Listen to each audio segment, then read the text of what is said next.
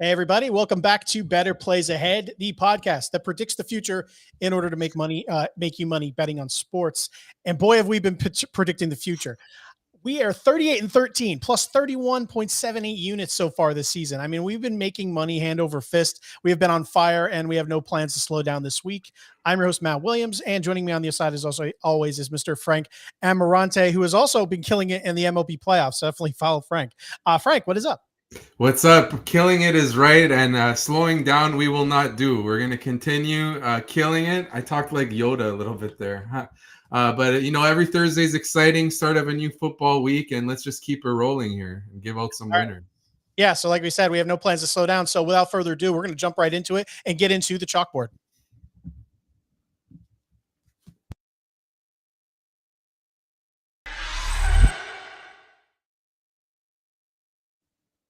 So like every week, we're going to start off with some of the more obvious plays on the board, but plays that we want to put up nonetheless. Some things that maybe you think like the general public is on, but yeah, we're going to get on board as well. First, we're going to have an early line special for you. The 49ers currently -6.5 at the Browns. This line opened at 3.5. If you follow me, which you should on Twitter, or X, whatever, you can find anyone on social media here. This line opened at 3.5. I told you to just jump on it. It made no sense from the jump. And again, it is moved to -6.5. Not sure what the books were thinking here. The 49ers should have started at -6.5, regardless of Deshaun Watson's availability. Now there's no Watson. There's no Chubb, obviously. There's no chance for the Browns. The 49ers are the best team in the NFL, and anything shy of like a 2-possession victory here would be a huge surprise.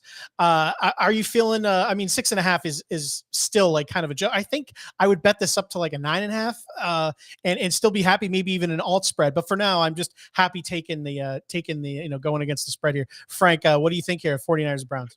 Yeah, I love it. Love that you hopped on early, got it -3.5. I wish I did that too. I was a little cautious in case Deshaun Watson played because I feel like the Browns, if they're at full strength, with at least Watson, they could kind of give the 49ers a slight scare and maybe cover. But now it's starting to look like he's not playing. And against this tough defense, I think they're going to start PJ Walker if Watson is out, and that has disaster written all over it. I think once Deshaun is confirmed out, you could see this at least at 7.5. So to get it, below the touchdown where all you need is a 7-point win is a win for us. And I actually took this one as well. One thing that I regret, and I mentioned to you, Frank, offline, is I got this at 3.5. I really wish instead of just jumping on the 3.5 and spreading that to around the world to jump on the 3.5, I kind of wish I was aggressive and took the 6.5 alt spread from the jump, because then instead of getting like a -110, I would have gotten a lot better. So yeah, like you said, this is going to be a destruction here. So yeah, jump all over the 49ers. I can't wait to see this disaster. It's going to be rough. I have a second chalk play for everyone here. Dolphins -14 at the Panthers. 14 is a lot of points, and I understand reluctance to go that far, but Carolina has the 25th ranked defense, the 29th ranked offense. So in short, they can't score, and they're easy to score on. So again, 29th ranked run defense. So forget about Tua, Waddle, Hill. I think the backfield here, Raheem Mostert is going to have like a huge game here, which should, they're going to allow Miami to establish the run, which in turn will take pressure off of Tua, which will allow him to make more big plays downfield. Not that you can really guard Tyreek Hill anyway. So yeah, the Dolphins are going to actually absolutely crush the Panthers. If this is within 14 points, I would, who knows? We've seen some weird stuff happen early on there, but yeah, other than something strange happening, I think the Dolphins -14 is completely fair. I know maybe you'd rather have it at -13.5, but I'm just not afraid here. Is 14 points too many for you, Frank? I mean, this has beating written all over it. Yeah, it has beating written all over it. That Mike McDaniel offense is just phenomenal. I can't really see Carolina slowing them down at all. Basically, if you're taking Carolina to cover, you're hoping they get a defensive or special teams touchdown or something wild, or maybe they're down, 20 with a minute left and they get a meaningless touchdown to lose by 13. That feels like your best hope in this situation. With you on this, I just don't see Carolina being able to hang with this Miami team. All right, what is your chalk play of the week? All right, my chalk play of the week, the Rams at home, -6 against the Cardinals. It's gotten as high as -7 now. Still like it in that case, and here's why. Cooper Kupp showed no signs of, rust. He looked totally himself. Stafford was peppering him with targets. No James Conner for the Cardinals. That takes away one of their best players on offense. You look at Arizona's pass defense, 29th in EPA versus the pass, so among the worst in the NFL. Matthew Stafford, while he hasn't put up gaudy numbers in terms of touchdowns yet, if you look at his PFF grades, he's among the top in the league. He's making big throws. It's just a matter of time before he has that eruption spot. And I think this is a game where he does that against this really vulnerable pass defense. You look at Arizona's 2 starting cornerbacks, Keitrell Clark, 46.9 coverage grade on PFF. Their other cornerback, Marco Wilson, 42.4. Now they got to go against Kupp and Puka Nacua. I think Stafford's going to absolutely pick them apart. This has blowout written all over it, but you get it at -6. I'm also taking the Rams in Survivor. That's how confident I am in this one. This is one of my favorites of the week. I don't necessarily, I don't know, I think the word fades the point, because yeah, you do want to fade the Cardinals, but it's not like I don't believe in them entirely. I think Josh Dobbs has been very good, but I agree with every point you made that I think the Rams are just built to destroy here. I don't think Josh Dobbs and company can keep up, especially without James Conner. But I do have a couple of prop bets where I actually do like the Cardinals a little bit, but that's also has to do with them playing from behind and presumably what will be a predicted blowout from Frank here. So that's all of our chalk plays for the week. But right now, we're going to jump into the exact opposite, where there's a play on the board that we think you should absolutely avoid. So let's get into It's a Trap.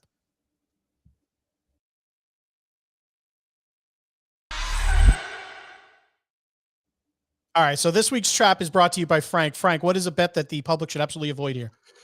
Just stay away from this Atlanta Falcons and Washington Commanders game. You might see the Falcons. They're at home, -2.5. All they need to do is win by a field goal. They had a good game last week where they beat Houston. Desmond Ridder played better. But can you really trust Ridder given what we've seen throughout the season against Chase Young and this pass rush? Young looks all the way back. He's constantly getting heat. I know getting heat on opposing quarterbacks. I know Justin Fields did well last week, but this against this defense. But this is an inconsistent Commanders team. We saw them take the Eagles to overtime and then get blown out at home to Chicago. So you sort of don't really know what you're going to get. You could get the good side of them and they win this one outright. But either way, I think worst case, they're going to put a much better effort after that embarrassing showing on primetime Thursday night against Chicago. So it should be a close game. And I would rather go on the Commanders side plus the points. But even then, you get +2.5. If it was a field goal, okay. But this is a game you just stay away, especially from the Atlanta side. Can't trust Ridder against this pass rush. It's a trap. I agree. I don't think you can trust what you can get on either side. I mean, at any point, especially, they're facing each other here. You never know what Bijan could take over a game. He's been somewhat disappointing from a prop bet perspective where, it's the Falcons, not surprising. They go out and get Van Jefferson because apparently they don't have enough talent to throw to. They need someone else on the field. Who knows? Now, Jonnu Smith can't be a one-man offense, I guess, for Arthur Smith. But yeah, you can't trust whatever the heck is happening from the Commanders or Falcons. Yeah, I agree. Completely stay away from this game because I don't know what to expect from either team on either side. So yeah, just get rid of it. So that's the trap this week. So now we're jumping right into our main bets of the week, all the main props and bets that we like for the week. So let's jump right into the betting board.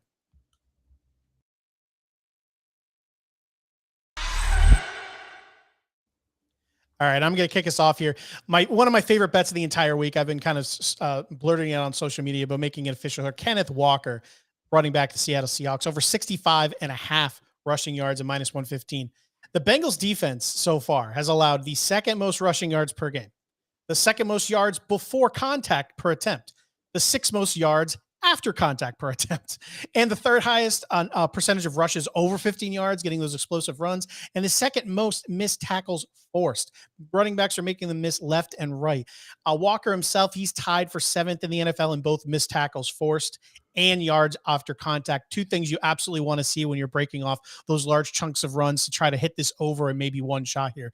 So it's a great spot for Kenneth Walker, and I'm going to build a little bit of a ladder for his rushing yards. So I love the over 65.5 at 115 straight up. You can get 80 plus for +150, 90 plus yards for +230, 100 plus yards for +330. You can even push it to 110 for over 500 if you want, but 100 is kind of the mark where I like to set. Like to, kind of close it off unless I think there's like a monster game coming. But I just think this is a very good matchup for a pretty good running back and what should be a decent game script to keep the ball moving on the ground. So yeah, absolutely. Kenneth Walker, big fan. Frank, what is your big first play for the week?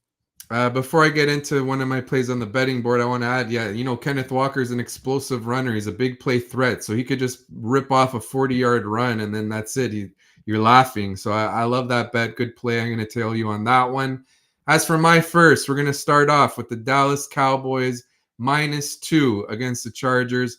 I wrote this one up at thegameday.com. Check it out there, my Monday Night Football article that I do weekly. But just to give you a sense why, it's really the advantage for Dallas on defense. They're 4th against the pass in pass EPA. They're 9th against the run, and that's in rush EPA. Whereas the Chargers are 26th against the pass and 16th against the run. Dallas just got blown out on prime time. They're not as bad as they looked against San Fran. It's just the 49ers are the best team in the NFL, and a game against them can really get out of hand quickly. They're just that good. I think against the Chargers, you're going to see a much better effort. You're going to see Dak, find CeeDee Lamb more often here and have his best game of the season. Probably you will see Tony Pollard be more efficient on the ground against a susceptible run defense. And hey, I know it's on the road, but really, do the Chargers have any home field advantage? Not really. It's especially against the Cowboys, the most popular team in basically the largest fan base in the US. You're going to see a ton of Cowboys fans there. So that's why it's not really a big deal that this game is, quote, on the road. Austin Eckler is going to be back, but with Mike Williams out, the Chargers don't really have that downfield threat. So it's back to last year where they're just checkdowns after checkdowns, to Keenan Allen, to Austin Eckler. We haven't seen enough from Quentin Johnston, the rookie, yet. They need him to really emerge. I know Josh Palmer, he slots in nicely when there's an injury, but he's not like this explosive threat downfield with downfield ability like Mike Williams was. So given the Cowboys' advantages on defense, bouncing back from a poor performance, I go Cowboys here. They get a win. Yeah, I definitely agree with you here. I mean, if the Cowboys look competitive and still lost to the 49ers, we'd be probably looking at a 3.5, 4.5, maybe worse, but I would think it'd be in that range. But to get them under a field goal is absolutely beautiful. Like you said, at pretty much a neutral field at worst for them in Los Angeles. So yeah, absolutely love that. You mentioned, and there's a couple of plays here I want to mention that there's no lines yet, at least the last time I checked. Maybe they popped up just now. There's a few slot receivers I really liked, and you mentioned CeeDee Lamb right out of the gate here at the Chargers. The Chargers are again very poor against the slot, and you were talking, we're talking about betting here, but for anyone playing fantasy, this week Tony Pollard and CeeDee Lamb, maybe your last chance to maybe buy low, as it won't be cheap to acquire them, but probably the cheapest price you'll get until they probably go off this week. So I think CeeDee Lamb set up for a really huge game. Again, like I said, 3 slot receivers. Tyler Boyd, absolutely love him versus Seattle, another team that struggles a little bit, versus the slot. And also, I mentioned earlier in the game, Arizona Cardinals. There's a couple of guys I love there. Rondale Moore at the Rams, which, 2 LA games in a row there. We'll see how they flip the field real quick. Rondale Moore, he is not someone you really want to bet over on the yards too much because he's like a low ADOT guy. But with how poor the Rams are at defending the slot, I would definitely expect them, Arizona, to try to pound those short yardage and move the chain. So I think Rondale Moore is definitely someone you want to look at the over receptions prop for. And for the same reason how the Rams struggle against the slot, I think Zach Ertz is another fantastic person to look at for his both receiving yards and receptions. Follow us up. We'll try to update you on Twitter, X, Facebook, everywhere we can to update you on these. But yeah, those three slot receivers, CeeDee Lamb, Rondale Moore, Tyler Boyd, and then on the same thing as Rondale, Zach Ertz, I think are fantastic plays to look at. But we'll have to see what the actual numbers are, at least heading into the weekend. And before we get into the Thursday night matchup, Frank, you have one more play for us. Yeah, I have one more. It's going to be Lamar Jackson over 222.5 passing yards. They're against the Titans. And I know in case sometimes when you just look at the box score, you see at Tennessee, you think it's actually in Tennessee, but it's not. This is a London game, neutral site. Obviously, the Titans play better D at home, but now on a neutral site, I could see them, really getting affected against the pass. They're allowing 8.08 yards per attempt to opposing quarterbacks, which ranks 29th. They rank 27th in pass EPA. So they're among the worst pass defenses in the NFL. And they're good against the run. They're 12th in run EPA. I know Zach Moss just randomly, gashed them, but that was like one of the most unexpected things I've ever seen of the season, with Jonathan Taylor back and against such a good run defense. We've seen the Titans, shut down the Chargers running game. I know it was Joshua Kelly, but the last 2 years, they have been excellent against the run. Now, the Ravens, they got Gus Edwards, Justice Hill. They might have a tough time running the ball. So you're probably going to see Lamar throw it a little more. And, this is such a low bar, 222.5. I think he could get to 240 plus. This is a type you could maybe parlay, the alternate line, getting him to 250 if you want to shoot for the moon. But 222.5 looks totally reasonable. I got this one. I believe it's at 222.5 at DraftKings, but I saw that at FanDuel it's 227.5. So maybe that indicates that this line might start to climb as we get closer to game time. So you want to get on this one right away. I think Lamar has a big game versus Tennessee. Any wide receivers or Mark Andrews or anyone you would be looking to kind of pair this with as a pass catcher, or you just want to focus on Lamar and just focus down on him? I focus just on Lamar, but if I have to pick one, it's got to be Zay Flowers. I think you could see him, have a big game here. You know what? Actually, I was looking at the props because you look at that when I do my weekly fantasy football rankings, which you could find at the game day. And I was actually surprised that Flowers was pretty high. It was like 55.5, which feels a little high because it's like the same as other receivers with, it's like 4 yards less than Calvin Ridley as an example. So the point I'm making is that the projections that they have on him are high, relatively high. He's probably going to have a big game. I ranked him above consensus in fantasy, but the prop I'm going to stay away. Although if I have to pick one, it will be Flowers. One thing I wanted to circle back on before we jump into Thursday night, I mentioned Rondale Moore. An important part of that analysis that I just forgot to mention is the fact that I expect them to use him not heavily, but like significantly out of the backfield. They've already used him, and we've seen him jump a couple of big runs. And this is Rondale Moore again, we're talking about against the Rams. So instead of just looking at his receiving yards, look for his receiving plus rushing yards prop, because he has the ability to break these 30, 40 or more yard runs. So that's a big part of his game. And with James Conner out, they don't have a lot to really rely on. Their one, main running back's coming back from a neck injury. So we'll have to see how, they kind of ease him back in. So I think that Rondale Moore here, on top of getting, a few extra receptions against a vulnerable Rams defense against the slot, I think Rondale Moore is good for rushing plus receiving yards because of his probably his ability to really help them out in the backfield, because if they're playing from behind, they'll need a spark. And he is one of the few players on that team that can really give them one. So that's it for the betting board. For anyone who stuck around to the end of the show, we're going to get into our Thursday night, the Thursday night game, which we've been also killing it on. I believe we swept it last week. Yeah, that was nasty. 3-leg, 3-ladder parlay.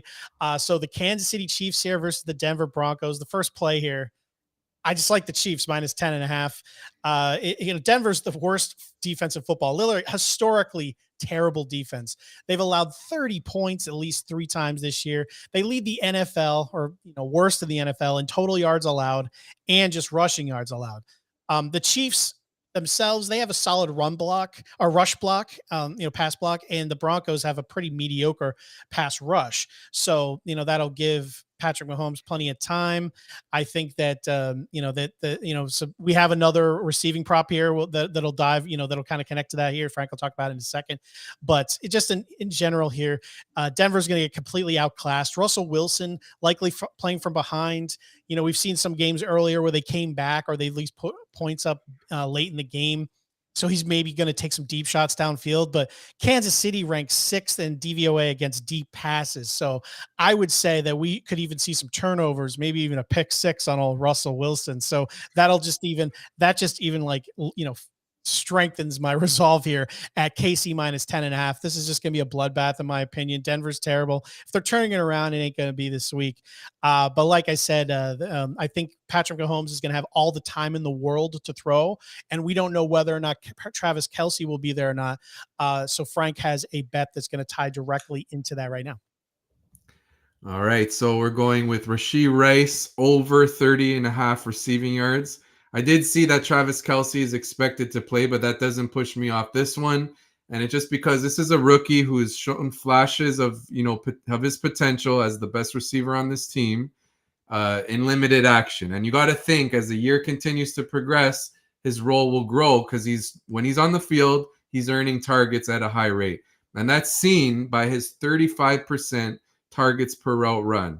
Now, that ranks third among receivers with at least 30% route participation.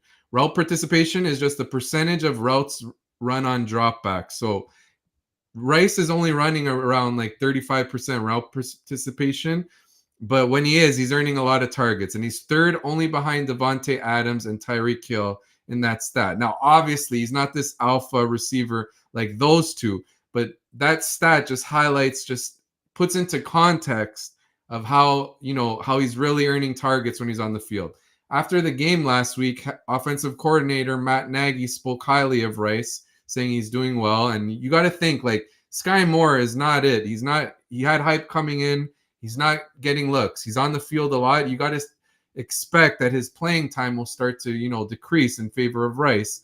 And Rashee Rice has hit this prop each of his last 2 weeks. We've been on it, you and I. And against the Broncos defense, like we mentioned, that is just atrocious. It's such a low bar, 30.5 yards. Like if he's getting the increase in playing time, like I think he might, he could get over this at halftime. So I'm going to go Rice over 30.5 receiving yards. Now, most targets per route run. You mentioned he was behind only Devontae Adams, and who was the other big name? Tyreek Hill, but that was in a stat of receivers with at least 30% route participation. Yeah. I was just to jump on that and to know that, that means that obviously Patrick Mahomes loves to look for him when he's on the field. So when he's actually running routes, he loves that. You love to see that. And when Matt Nagy's talking highly of him, you think for sure that bump in participation is coming. Maybe it comes into games like this. So what do you think of? I mean, you don't want to put a ton of units on this because in case it fails, but he looks like a guy that's because of, how low the bar is right now, he may be someone really worth putting a ladder on as well, because if that big game comes, you can get like a really high price on still some low bar yardage, up to like in the 70s or 80s or something. So is this a game you'd be looking to invest in that, or do you just want to see it first and not risk that kind of thing? Because like I said, I'm not saying full unit. You can put a quarter or something on it, or even a dime. But yeah, this is like a clear situation where the quarterback, the MVP of the league, clearly favors a wide receiver, and it's only a matter of time before they start putting him on the field more and more. Honestly, yeah, this is a good time because he hasn't done it yet. That's why we're getting this low bar. We're kind of taking a leap here and thinking that it makes sense that he'll have an increase in playing time because he's played so well when he has been on the field. So this is a good time to do it. Kelce's not 100%. The defense of the Broncos is just atrocious. 30.5 is so low. So if you get it to 50 and then 75 or 100 in a parlay or in a ladder separately, it's a great time to do so. I think what I'm going to do is do, a little parlay, maybe Rice to get 4 or 5 catches and then 75 yards, something like that. Also play a little bit of DFS in the single slate. I'll be having Rice for sure. This could be his coming out party and getting to, maybe 70 plus yards on primetime and Thursday Night Football. All right. The next prop here, the one I'm going to jump on is I love Justin Watson tonight, over 16.5 for his longest reception. Yeah, he doesn't make a lot of contributions, but when he does, it's usually a big airplay. The Broncos have conceded the most yards per pass attempt in the league. Check. Over 56% of Watson's targets are at least 20 yards. Check. Broncos have allowed the 4th most completions of at least 20 yards. Check. And not to mention, Justin Watson has surpassed 16.5 as his longest reception in 4 or 5 games so far. And his ADOT is 23.3. And like I said, Mahomes is going to have plenty of room, plenty of time probably behind his line tonight. which will let him to sit back. And if Watson is open, he'll be able to hit him on some downfield targets. So, over 60.5, that seems like a really solid investment tonight. So I absolutely love that. Staying on the Chiefs, which it looks like that's the only thing we're really betting on tonight. Frank, what is your next play of the day? I just want to add one thing about your point about the ADOT. So for our listeners who don't know, ADOT stands for average depth of target. So the average target for Justin Watson is 23 yards. So if he's catching a ball, it's going to be over this 16.5. There's a high chance of it. Love it. He averages beating this on one catch. Yes. Yeah, exactly. So it's a good play. He's their field stretcher. The thing is, when you're watching this, it's going to be annoying because he doesn't get a lot of targets. You're like, oh, what? But just don't sweat it like that. This looks like a good play. It's the logic is there, sound process. Let's move on to the player who I think is going to steal the show tonight and be, the top producer of any player on either side. And that's Isaiah Pacheco. I got him over 90.5 rushing plus receiving yards. You could take him just rushing yards, but I added receiving yards. I'll tell you why. Well, let's start off with the fact that Denver has allowed 256 receiving yards to opposing running backs, which ranks 30th. So you add that onto the fact that the Broncos rank 31st in rush EPA. We just saw Breece Hall run for 170 against them. They're allowing 6.13 yards per carry on the season, the Broncos. That's 32nd in the league. So they're just getting totally gashed on the ground. The Chiefs are favored by 10.5. So they're projected to play with the lead and, maybe even turns into a blowout. What does it happen in that case? Mahomes doesn't need to air it out. He could just chill, hand it off to Pacheco and let him go wild. And, Pacheco's getting a decent workload there. I know they use a little bit of CEH and McKinnon, but Pacheco still had, I believe, over 55% of the rush attempts. And this profiles of a game where Kansas City runs a little more. I know 90.5 feels high, but all it takes is that he rushes for 75 yards and gets a couple balls for 25. I think he gets over 100 yards from scrimmage in this game. I'm playing him in all my DFS lineups. I ranked him on my fantasy football rankings for week 6 as high as RB6. I'm super high on him all over this prop tonight. Yeah, I mean, I completely agree with you. My next two props are also Pacheco. It's also basically to give the audience a little bit of an option here because you have him over 90.5 rushing and receiving. Love that. It's a minus 115. I basically kind of split the difference, and which will, one, pay me off twice, and two, if one of them messes up, man, because I've been missing some props this year by a yard, and I know you hate that. Right? Yeah, I know we really love Pacheco here, so I took his over 74.5 rushing yards for minus 115 and over 8.5 longest reception for minus 110, because that is something Denver has been giving up left and right. We'll get into my next prop, which will piggyback on that, but they love giving up receptions, long receptions to opposing running backs. And I think, I only basically need one of those. So if he does maybe fall just shy, I can at least get paid off on maybe one of these, but I think, more than likely I'm just going to hit them both. So Pacheco, love him, over 74.5 rushing yards and over 8.5 longest reception, or you can go Frank's route and just absolutely pair them together. And we'll talk about more of that in the parlay. But my last single play for the day I like here is Jerick McKinnon, same backfield, over 13.5 receiving yards. I know he is disappointed, especially from a fantasy perspective this year. But like I said, we expect him to be up. We expect him to be up big, which, would allow some of maybe the more secondary players to jump in there. This, you can get this at minus 108. I alluded to this earlier, but Denver has allowed 8 running backs to eclipse 13.5 yards this season. So that means there have been multiple games they've allowed multiple running backs to do this. And last year, McKinnon lit up Denver through the air, collecting 7 receptions for 112 yards once, 5 receptions for 52. So I think 13.5 yards is a fairly low bar here.